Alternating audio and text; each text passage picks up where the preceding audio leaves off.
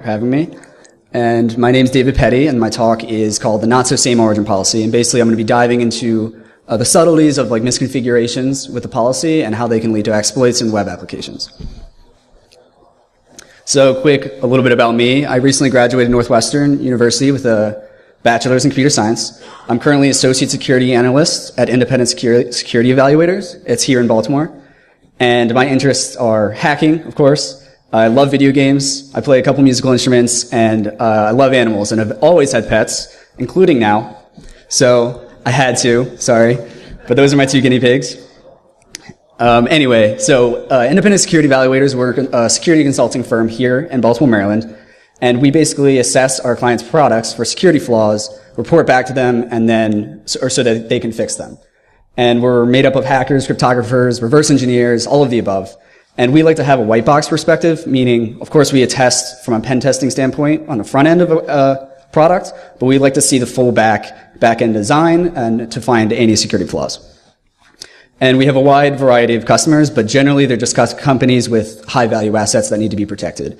And we do also get to do a lot of research, which led to this talk. But we do focus on routers and NAS devices and healthcare devices. And speaking of devices, I want to bring up the IoT Village, which we have actually hosting here tomorrow. I think it's 10 a.m. to 5 p.m. in Training Room 1. And basically, it's just a set of devices that we bring in. You can hack them, find 0 days, and then we know there's a set of them that are also vulnerable. So it's a lot of fun. You get to hack, learn a lot, and we hand out prizes. And we do this at a number of conferences, including the ones I have shown here. Okay, so overview of the talk. I'm going to summarize the same origin policy. I'm going to and talk about how it's enforced. I'm going to summarize cross-site request forgery because that's going to be our main attack when exploiting the policy. And then I'm going to go into bypassing the same origin policy with custom policies. And there's a number, including cross-origin resource sharing, and then custom policies for Flash, Java applets, and Silverlight applications. And then I'm going to talk a little bit about steps you can take to harden the policy. Okay, so who should care? Definitely web app developers, because this is going to help reduce your application's exposure to security flaws. And then definitely white hat hackers, because it's going to increase your insight on evaluating same origin policies and when they're going to be more or less secure. And then anyone basically is using the internet, it's important because it's going to give insight on why you shouldn't click untrusted links. Okay, same origin policy originated in 1995, and it's an incredibly important security mechanism for browsers and basically the entire internet because it restricts web pages from freely accessing data on other web pages. And I'll get into more detail in a sec. But the first thing is, what is an origin? And that is the protocol, host, and port number of a resource on the internet. So in this example here, HTTP is going to be the protocol, www.example.com is the host, and 80 is going to be the port. And so just to give a couple more examples, so this table is just referencing the URL I have above it, and if the origins are going to match or not. So the first two match the top because they have all of those three things in common. And then the third one has a different protocol, HTTPS. The fourth has a different port, 81. And the last two have different host names. Okay.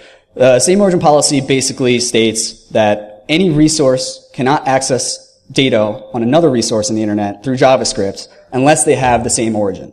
So in this scenario, if you're the user on the left and you visit site.a.com, and site.a.com includes JavaScript that dynamically creates a request to site.b.com, by default, the same origin policy restricts a response back. And this is to basically stop malicious web pages from freely accessing sensitive data on other web pages. So let's get into a little more detail. First thing is a simple get and post is allowed to be sent cross-origin. And that's because it was adopted early in the internet's history before Ajax came out. And then also here I have just some examples of when you can send this type of request in HTML tags. There are a couple more too. And then Ajax is really important because this allowed us to send and receive data asynchronously through the XML HTTP request. Okay, and like I said, the simple get and post request sent cross-origin by default the response will be restricted. And this is because it was adopted after Ajax, and we knew the dangers by then. And of course, we don't want malicious pages accessing other data. Okay, and then there is some, non-simple requests, and basically this is a request that uses a special method or header. And you can see some examples I put in the bottom.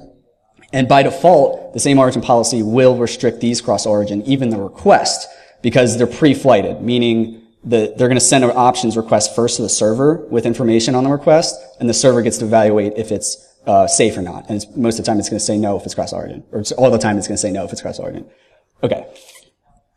So it is important to keep in mind this is all context dependent. So, like I said, AJAX responses by default are going to be restricted. But external hyperlinks on the internet, by the nature of it, are going to be allowed because the user has the chance to click on the link or not. And that's why untrusted links are very dangerous. Okay. So just to summarize, cross-site request forgery, or CSRF, as I say. The first thing is the victim needs to be logged into a vulnerable website. And I'm going to talk about protections in a sec. And when they log in, they're going to receive a session cookie. Then the victim needs to be tricked into visiting a malicious page, and this is usually through phishing. Now the actual malicious page is going to create a cross-site request to modify the vulnerable web app's server state. And this is usually in a POST request, it could be in a GET. And then the server is going to accept the request because by default browsers send cookies through cross-site requests. And that's important, that's why they're authenticated. And the reason this works within the constraints of the same origin policy is because the state-changing request doesn't require a response. So let's give some examples. First thing, common target sites, banks, social media, project management, but really anything that has high-value accounts or assets. And then some commonly forged requests. The classic is making a payment, so the attacker tricking the victim into paying them or entering their bank account. Changing credentials so they can hijack the account. Escalating privileges could be creating a new account that has high privileges. And sabotage, of course, which would be like deleting a bunch of data. And cross-site scripting payload. And the reason why cross-site scripting and CSRF work really well together is because often an XSS attack requires authenticated requests. And if the web app also has a CSRF vulnerability, it's going to allow the attack to work. Okay. So there is protection. It's generally through a CSRF token. And this is just some parameter that's sent with any state-changing request that the attacker would have to guess. So it should be randomly generated, cryptographically secure. It should be generated per user session, so it's session-based. And it should be independent of other info, like cookies or server time. So whatever makes the attacker not be able to guess it. So this is like a fake example that I just created. But this would be some request to update your password. And if you have the CSRF token here as a body parameter, the attacker is not going to be able to guess it, essentially. Okay. So let's actually go into the same origin policy and custom configurations. So there are 3 custom policies I'm talking about. Cross-origin resource sharing, CORS, cross-domain.xml, and client-access-policy.xml. And so these 3 policies have associated attack pages that could be used if they're configured insecurely. So for CORS, you can use basically any standard HTML web page. For cross-domain.xml, it's compatible with Flash, Java applets, and Silverlight. And client access policy is exclusive to Silverlight. And we're going to see attack examples soon. Okay, first though, I want to introduce my demo web apps.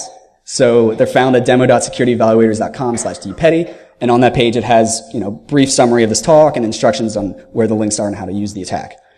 And it's important to note that demo.securityevaluators.com is hosting the web applications, while demo2.securityevaluators.com is hosting attack pages because it needs to demonstrate a cross-origin attack.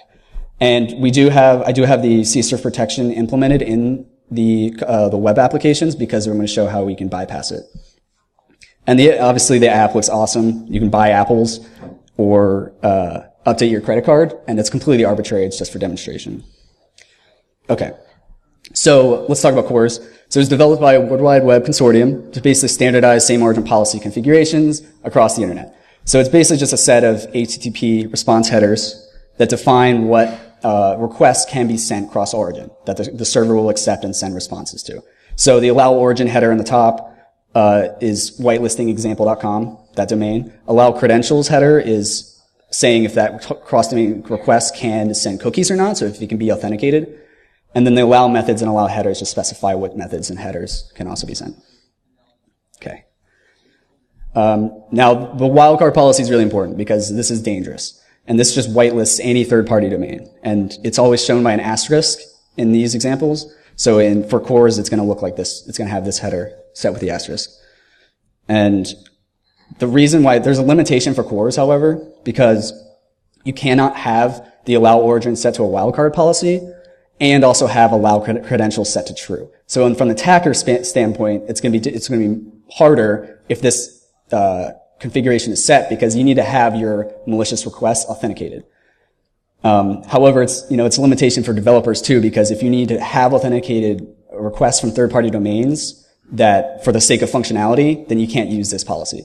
So for the sake of demonstration, I'm using this policy in my tests that I have below, which is basically just the server setting the allow origin header to whatever origin is sent with the request. So it's mimicking the same functionality, it's just doing it in a more dynamic way. So we're going to look at the wildcard policy. And this is my attack web page for cores. And it's probably really hard to see, so I'm going to kind of zoom in on parts. So we're going to look at this first part, but I do want to say the context of this is that the victim is logged in to the vulnerable web app and then has been tricked into visiting the link to this malicious web page. So the first thing it's going to do is going to send a GET request to mainpage.php, and main page is just where it showed where you can buy apples. And with the same origin policy using a weak configuration, the attack page is going to be able to see the response. So you see in the bottom here, I've highlighted var data is storing the response of the request, and that's going to look something like this. So you can see those are the cores headers being set, and it's an authenticated response, or request. So the response is going to be in the session of the victim. So, and you can see in this response I've highlighted, there's a CSRF token with the value. So the attacker now has the victim CSRF token in the response. So next thing that's going to happen, this is down here, is we're going to take that response and parse it for the token. And this is sort of an elementary way of doing it, but it works. And then the attack page is going to now create, all on the same page, create a new request that's a post to buy.php, which is on the web app. And you can see that I've highlighted, it's setting a quantity of 1,000 and then putting the CSRF token parameter as the stolen token from the victim. So this is basically forcing the victim to buy 1,000 apples. Now this is super arbitrary, and in a real life attack, it would be something actually much more malicious. Okay, so let's look at crossdomain.xml. This is another way to make a custom policy. And this one was made earlier than cores, and so it was more an ad hoc solution because they needed the functionality of allowing third-party domains. So this is compatible with Flash, Java applets, and Silverlight, and I do want to stress that these three are going to be used as the attack page. So as long as there's a crossdomain.xml on the web app, these three could possibly be used as attack pages. Okay, so first example of a policy is example.com. So you can see in the domain variable is just setting what domains are allowed. So that's whitelisting example.com. And then again, there's the wildcard policy. However, for crossdomain.xml, it's dangerous because there are no restrictions like cores. So that's just something to keep in mind. So we're again be looking at these policies. Now I'm going to use the Flash example for my second, but here actually, yeah, okay. So I'm zooming in on the part that actually matters here. And this is going to be doing a different type of attack, but utilizing the same, the same method. So basically what this request is, and again, the victim is logged in and is tricked into visiting this malicious web page. The first thing it's going to do is just create a GET request to editcard.php. And you're going to see what that web page has in a second. But first I want to show the policies actually in action. So you can see just in your developer tools, if you have a policy or a cross-domain XML policy of example.com, visiting this malicious page on demo2.security-evaluators is going to get blocked. But then if you have a wildcard policy, you can see that editcard was sent and received a response.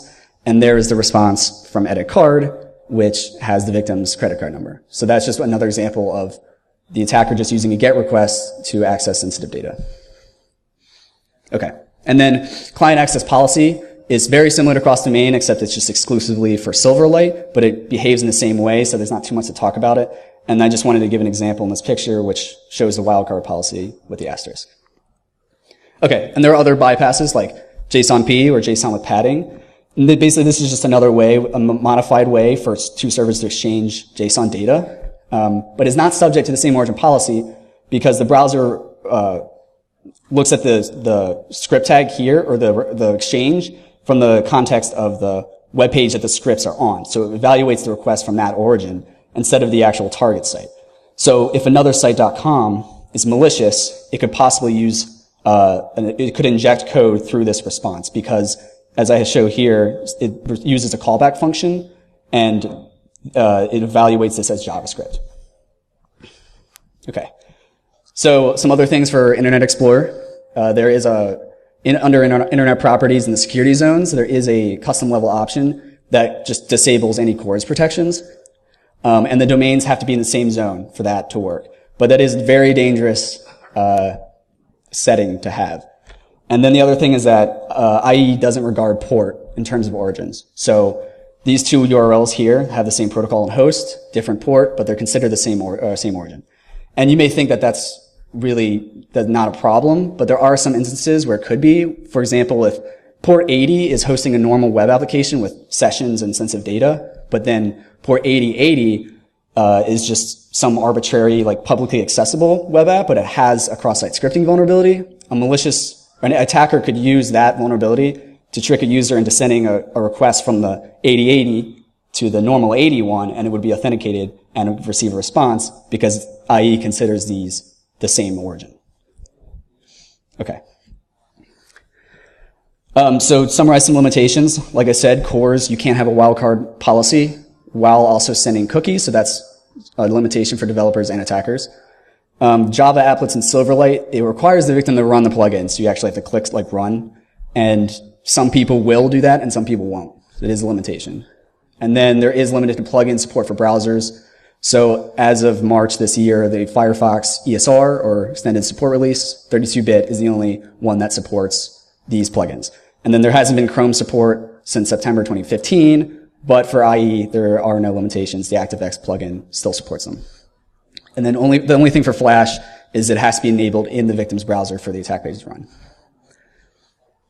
Okay, so there are a couple things you can do to harden the same margin policy, but I want to stress that these are not fixes. They're just ways to harden. So the first thing is content security policy is a response header that a server can use, and it's just another way of whitelisting domains that can send cross-origin requests. So this could be used in lieu of a policy or in conjunction with it.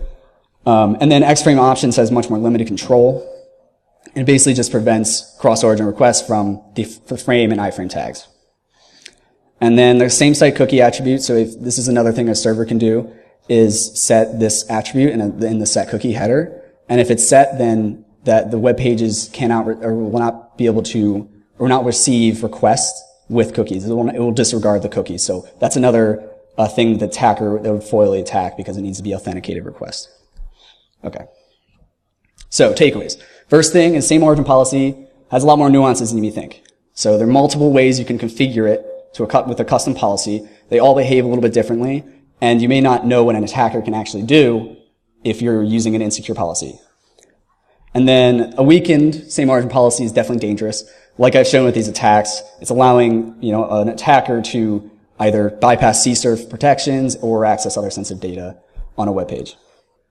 And then I guess the main point or goal is to optimally balance usability and security. So especially today, a lot of web applications need to include third-party domains for the sake of functionality, so they need to open up their same origin policy to allow them in. But the more you open up your policy, the riskier it's becoming because you can't control those third-party sites. So I guess the most important thing is we actually take the time to look at the same origin policy and secure it as much as we possibly can instead of simply using a lax configuration like a wildcard for the sake of convenience. And here's contact information. Slides will be up soon, probably this weekend, and feel free to ask me a couple questions right now if I have time, or just talk to me after. Thank you very much.